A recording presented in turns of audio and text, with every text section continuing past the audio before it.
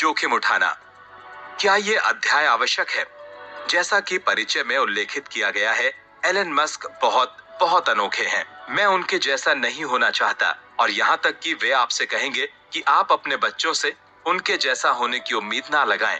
लेकिन क्या आप इस पुस्तक के कार्यों के मामले में उनका 100वां हिस्सा भी हो सकते हैं? फोर्ब्स के मुताबिक मस्क की कुल संपत्ति $21 बिलियन की है। ये टेस्ला के लिए $10 बिलियन से अधिक और स्पेसएक्स के लिए भी $10 बिलियन से अधिक हो सकती है। इसका मतलब ये हुआ कि अगर आप मस्क की कार्यक्षमता का 1% भी काम कर लेते हैं तो 47 की उम्र तक आपकी संपत्ति $210 मिलियन हो सकती है। ठीक है, इसके 1/1000 होने के बाद में क्या आपकी संपत्ति होगी $21 मिलियन? क्या ये आप हैं? इसे 1/10,000 तक नीचे ले जाएं। हो सकता है कि आपकी संपत्ति $2 मिलियन से ज्यादा हो, ताकि आपको दोबारा काम ही ना करना पड़े। इस राशि के बदले आपको सालाना कम से कम $120,000 तो मिलने तय हैं। आइए एक वस्तु सूची लेते हैं। आप शायद मस्क के 75% जितने स्मार्ट हों। हो सकता है कि उनसे अधिक शिक्षित हों। उनके पास सिर्फ 2 BS डिग्री हैं, लेकिन मान लेते हैं कि आप उनसे 50% ही शिक्षित हैं, क्योंकि आपके पास 2 वर्षीय डिग्री है। मैं ये कहना चाह रहा हूँ कि आप उनके सामने सिर्फ 1% पढ़े हैं। उन्होंने अपने पूरे जीवन में शायद प्रतिवर्ष 100 पुस्तकें पढ़ी हैं, लेकिन क्या आपने प्रतिवर्ष कम से कम एक भी पढ़ी है? वंशावली को लेकर क्या? उनका पारिवारिक इतिहास शानदार है। कई स्मार्ट, प्रतिभाशाली और सुंदर लोग। हालांकि उनका बचपन बदमाशी, तलाक और एक अपमानजनक पिता के साए में बीता। हो सकता है कि आपको भी अपने प्रारंभिक सालों में परेशानियों का सामना करना पड़ा हो और आपकी वंशावली भी इतनी प्रभावशाली ना हो। क्या आप इस बात से सहमत होंगे कि आपको अपने जीवन में 25% भी अच्छी शुरुआत मिली?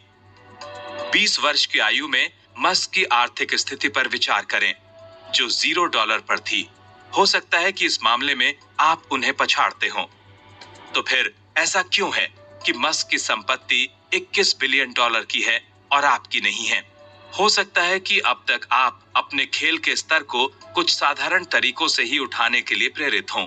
अच्छी नियुक्ति करें, अच्छी नेटवर्किंग करें, अधिक उत्सुक हों, लक्ष्य निर्धारित करें, दूरदृष्टि रखें और एक अच्छे अगुवा बने। मैं अनुमान लगा सकता हूं कि अगर आप इन 6 क्षेत्रों में सुधार करते हैं तो आप अपने व्यवसायिक और व्यक्तिगत जीवन दोनों में ही आय, व्यक्तिगत सफलता और आनंद को बेहद प्रतिभाशाली तरीके से बढ़ा सकते हैं। और जोखिम लेने से बड़ा क्या है? मैं अपने बच्चों को बताता हूं कि 3 ऐसी चीजें हैं जो ये निर्धारित करती हैं कि आप कितना पैसा कमाएंगे। क्या आप चीजों और लोगों का प्रबंधन करने के लिए तैयार हैं? क्या आप एक अच्छे विक्रेता हैं और बेचने के इच्छुक हैं? क्या आप जोखिम उठाने को तैयार हैं? अगर आप अपने व्यवसाय में हैं, तो आप में स्पष्ट रूप से जोखिम उठाने की कुछ कम भूख होगी।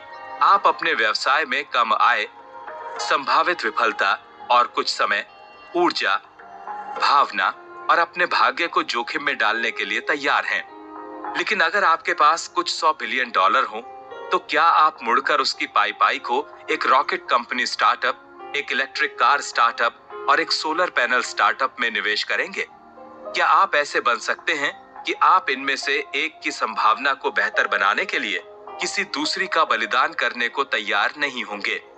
क्या आप पर्याप्त मात्रा में दूसरों के पैसे को भी जोखिम पर लगाने को तैयार होंगे? क्या आप इसके बाद प्रति सप्ताह 100 घंटे तक काम करेंगे, जब तक कि आप अपनी क्षमता की हर आखिरी बूंद को सफलता के लिए सुनिश्चित ना कर लें?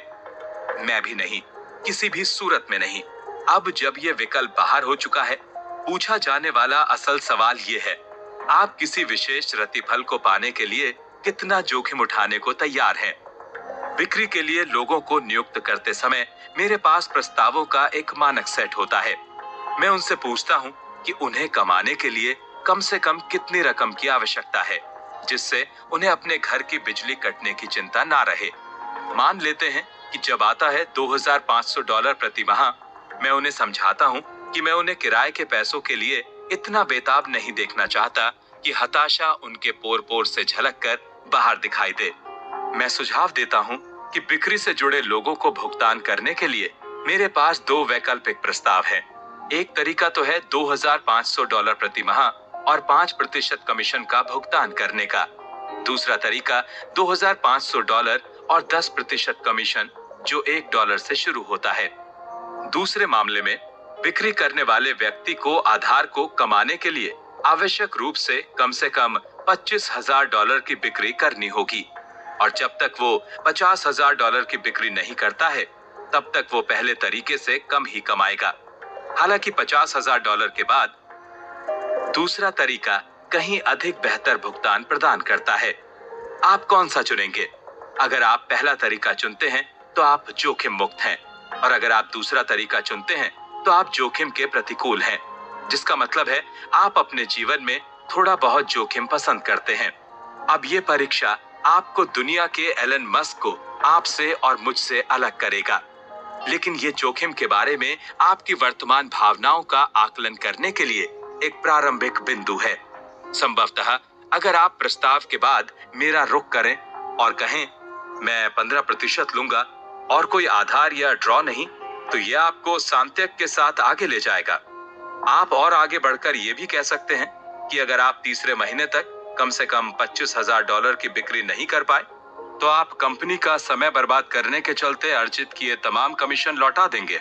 मस्क के उद्यमों में ऐसे सैकड़ों निवेशक और कर्मचारी थे जिन्हें ऐसे जोखिम पसंद थे, लेकिन वहां पर बड़ी रकम मिलने का वादा भी था और ये जोखिम समीकरण का दूसरा पक्ष है।